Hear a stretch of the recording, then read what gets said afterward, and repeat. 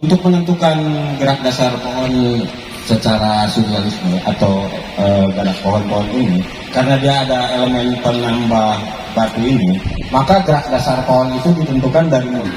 Jadi secara hukum alamnya otomatis kita lihat bahwa intensitas cahaya matahari ataupun angin terbesar itu adalah ada di sudut. Langkah awal kita akan memotong, mungkin cabang di sebelah sini kita perpendek, dipotong aja Bang Eka. Pak, ada yang mau tanya Pak? Ya silakan. Pak Dadang mau bertanya, kalau aliran ini ada apa aja? Oh iya, perlu saya sampaikan juga untuk teman-teman terutama dari ITERA dan halayak umum ya, bahwa di bonsai itu ada 5 gaya dasar pohon yang perlu kita ketahui untuk pemula, bahwa ada gerak pohon yang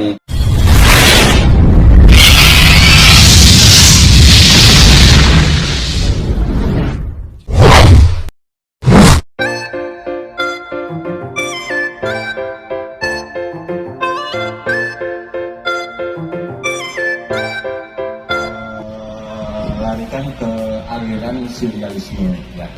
Jadi ini pohon yang memang ada kesan atau kesan, seolah misalkan kita bisa berimajinasi bahwa pohon itu di tebing atau dan lain sebagainya. Untuk menentukan gerak dasar pohon secara surrealisme atau gerak pohon-pohon ini, karena dia ada elemen penambah batu ini, maka gerak dasar pohon itu ditentukan dari mulai awal batu itu. Jadi bukan dari pohon ini, tapi kita menentukan gerak dasar itu dari mulai gerak batu ini.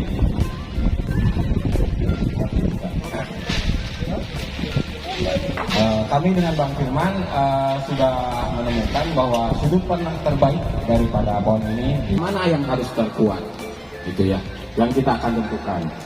Kita lihat lagi ini gerak pohon, dia berliku dan arah cabang gerak ke arah mahkota itu dia hampir kembali lagi ke kanan. Jadi secara hukum alamnya otomatis kita lihat bahwa intensitas cahaya matahari ataupun angin terbesar itu adalah ada di sudut sebelah sini. Maka gimana caranya? Kita harus mengalahkan cabang-cabang yang di sebelah berlawanan gitu. Biar tidak ada secara estetikanya nanti tidak ada miss antara keseimbangan optik. Secara hukum alamnya juga kita kena bahwa memang secara intensitas cahaya matahari dan angin itu terkuat itu di sebelah sini, otomatis cabang-cabang akan panjang di daerah sini gitu. Langkah awal kita akan memotong, mungkin cabang di sebelah sini kita perpendek, dipotong aja Bang Eka, sebelah sini agak segini. Iya.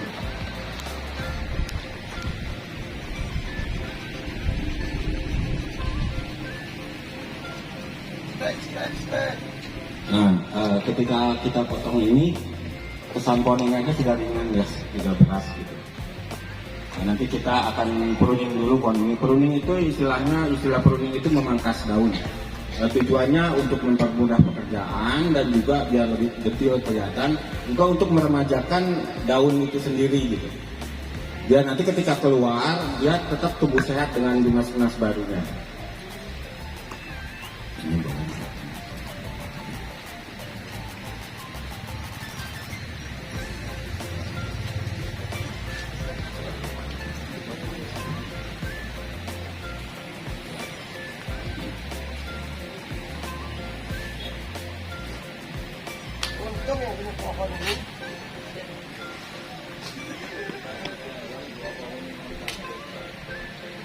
Nah, secara garis besar mungkin teman-teman, apalagi teman-teman bonsai sini pasti sudah kebaca kurang lebih jadinya seperti apa ya pohon ini.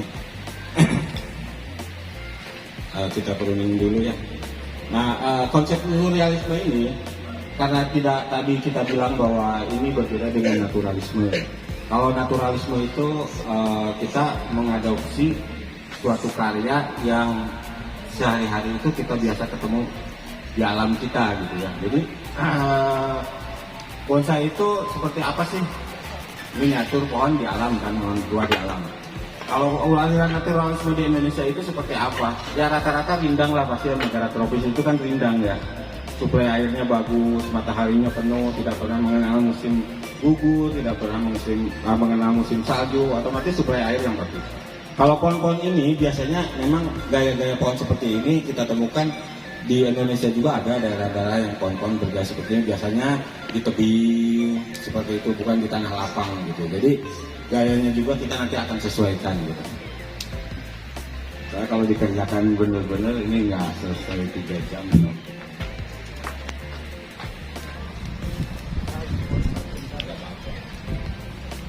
Kalau pohon timung banyak dia kuat. Nah, untuk pruning ini tidak semua jenis pohon juga dikerjakan seperti ini. Jadi kita harus tahu juga spesies pohonnya. Tidak semua pohon harus dipotong daunnya, dibuang daunnya. Ada jenis-jenis pohon tertentu yang memang tidak perlu di pruning ya, dan tidak bisa di pruning gitu. Kalau di pruning malah mati nantinya. Di gunung atau di mana yang sebagainya. Kalau kita ambil misalkan anggap ini sebuah batang, karena inilah adalah misalkan di surrealisme, di ekspresionisme, gaya pohon ini mungkin bisa kita sebut ini di bawah bunjin ya, karena nanti ada gerak arah, cuman memperkenalkan di mahkota gitu.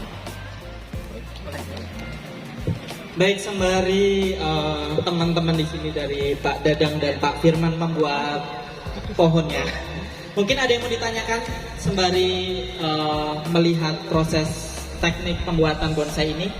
Jika ada langsung aja, nanti kita berinteraksi dengan Pak Dadang. Silakan. Gimana, Mbak? Oke, Pak, ada yang mau tanya, Pak? Ya, silakan. Ya Pak, izin. Total seperti ini ya wassalam gitu pohonnya, nggak bisa gitu. Jadi dia hanya Pak, nanti ada pemangkasan. Kalau jenis juniperus itu nanti perawatannya di pemangkasan daun, karena dia daunnya berbuku ya, berbuku. Nanti dia di buku-buku daun itu yang dipangkasnya gitu. Jadi bukan dibuang total seperti ini. Cukup itu. Ya, kasih. Terima kasih Pak Dadang dan Bu Al.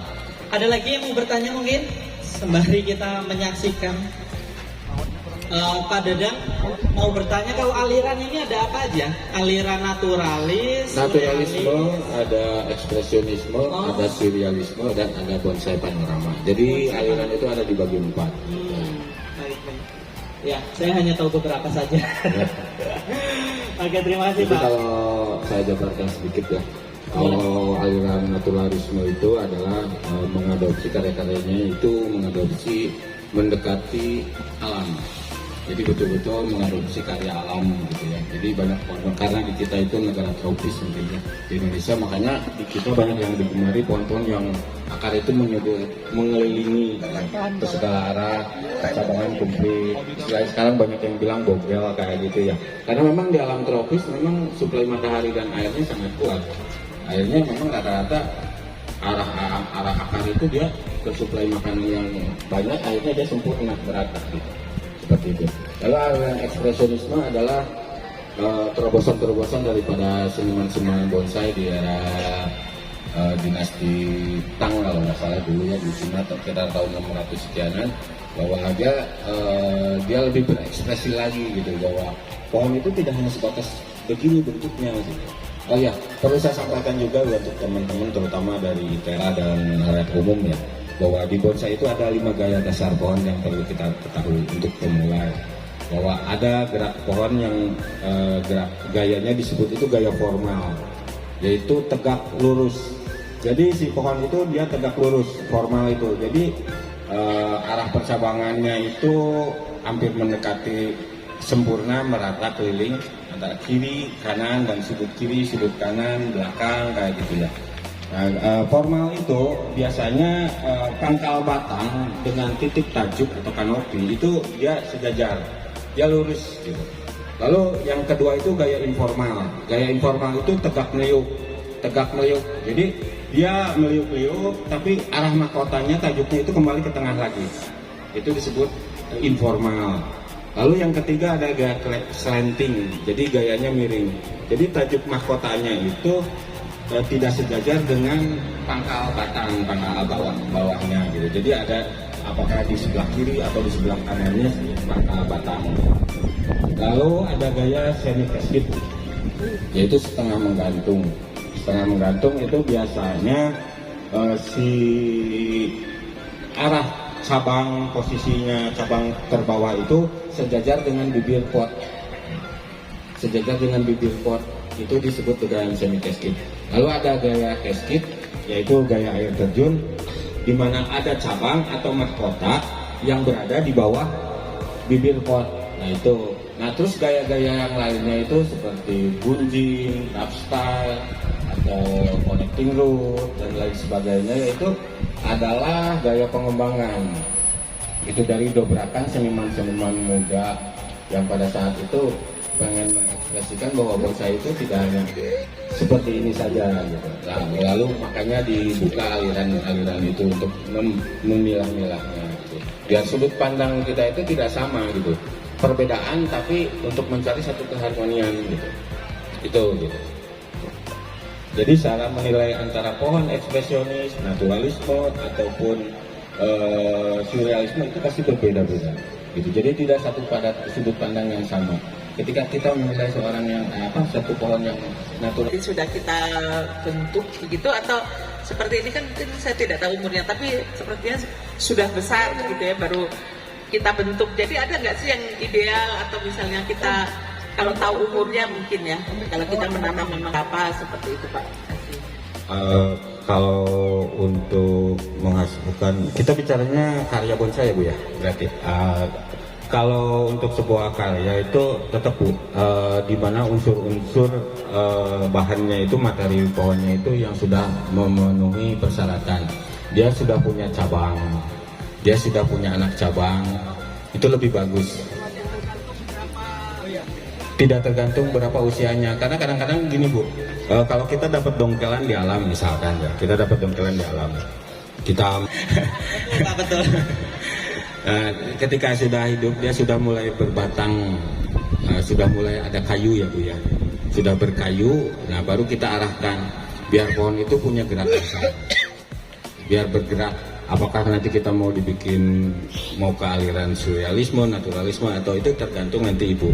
Misalkan Ibu pengen lari ke bonsai konvensional yang pakem gitu ya, dengan percabangan kiri, Ibu pelihara nanti cabang-cabang yang ada di situ untuk disusun sama Ibu kiri kanannya. Nanti Ibu besarkan gitu, besarkan dulu.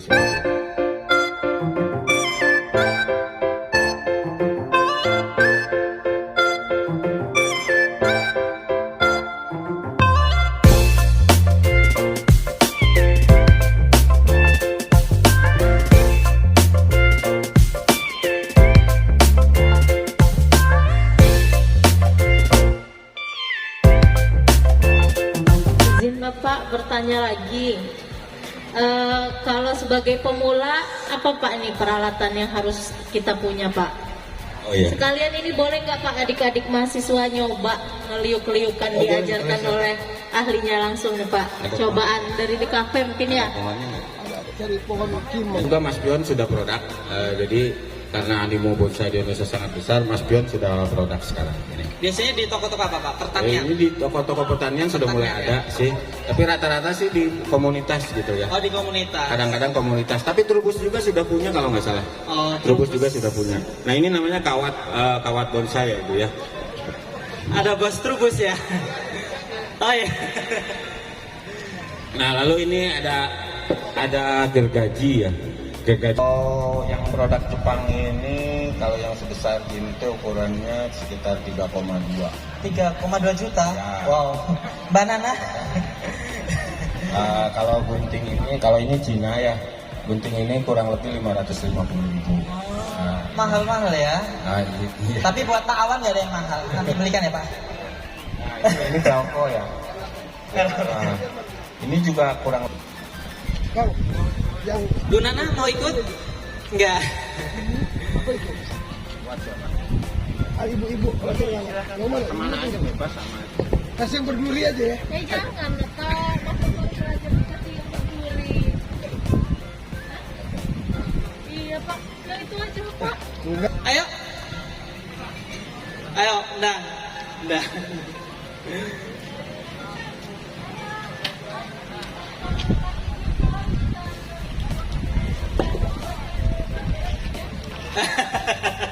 Tapi untuk modalnya lumayan juga itu Bu. Ya, silakan.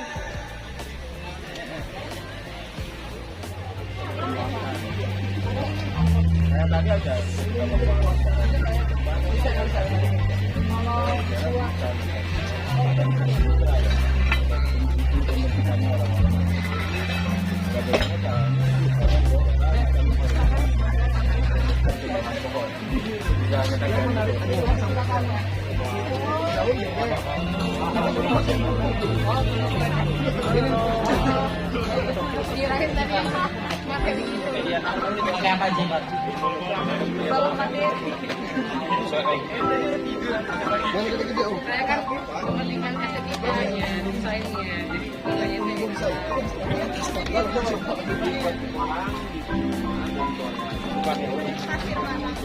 Pegangin ini.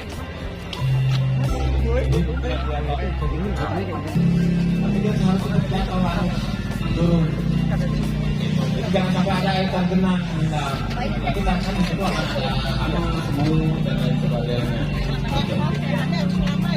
Ya, itu biasanya itu kalau kegiatan yang paling bagus itu pasir malam. Nah seperti ini itu pasir malam ya itu dari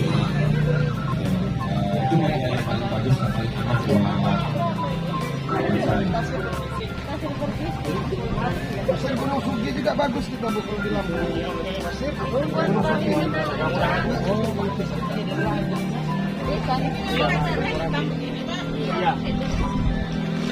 Ya makanya orang bilang kadang-kadang yang bonsai itu bisa pohon. Padahal justru ngangkat harkat derajat kualitas. Tadinya orang tidak mereka ketika sudah seperti ini. Kalau udah seperti ini punten Bapak, cuma bercanda aja. Berapa harganya? Nah itu mah yang punyanya siapa? Untuk sementara Bu, saya punya koleksi 100 pohon on rock belum dijual. Ini dijual berapa? Karena saya cita-cita saya mau buat pameran tunggal. jadi